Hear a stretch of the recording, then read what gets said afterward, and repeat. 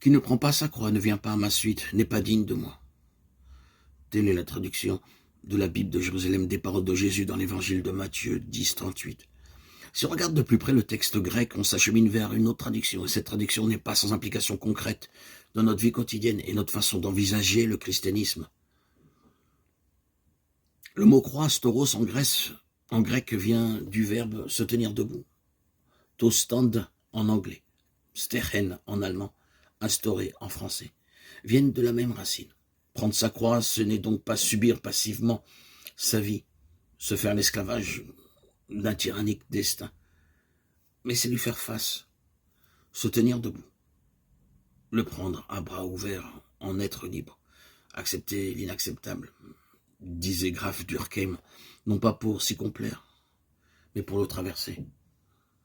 C'est là notre première Pâque à vivre, le premier passage, Pessar en hébreu, de la terre rouge, Adama, vers la terre blanche, de notre être éveillé, ressuscité. Qui ne prend pas sa croix et ne vient pas à ma suite n'est pas digne de moi. Cette fois, la traduction est incorrecte. Dans le texte grec, il n'y a pas de négation, ce qui change évidemment beaucoup le sens. Celui qui ne prend pas sa croix et marche à ma suite n'est pas digne de moi. C'est-à-dire que celui qui se fait le suiveur et l'imitateur de Jésus n'est pas digne de lui. Celui qui se tient derrière au lieu de marcher à côté, au lieu d'être son acolyte, renonce à être lui-même, se décharge de lui-même sur l'autre qu'il suit. Il n'est pas digne de lui, qui est celui qu'il est. Littéralement, il n'a pas de poids propre. Le mot axios, digne, qui signifie faire le poids, comme le remarque Marie Balmary et d'autres interprètes.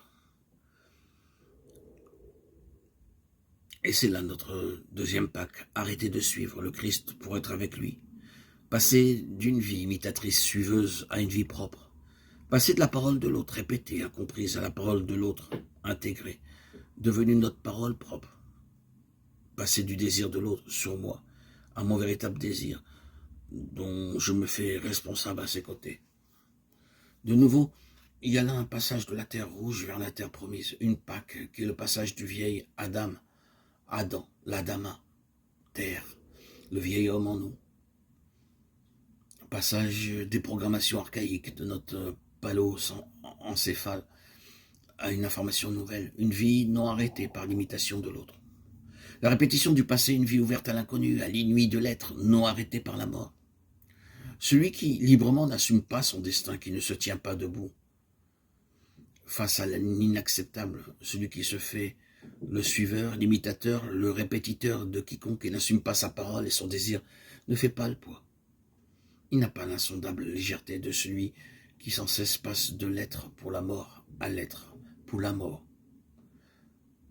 Il ne passe pas de la vie subie à la vie choisie, son je suis et sans je. Ce je capable de donner sa vie quand tout semble vouloir la lui prendre. Saint Jean 18. Ma vie, on ne me la prend pas. C'est je qui la donne. Notre je pascal. Notre je pascal.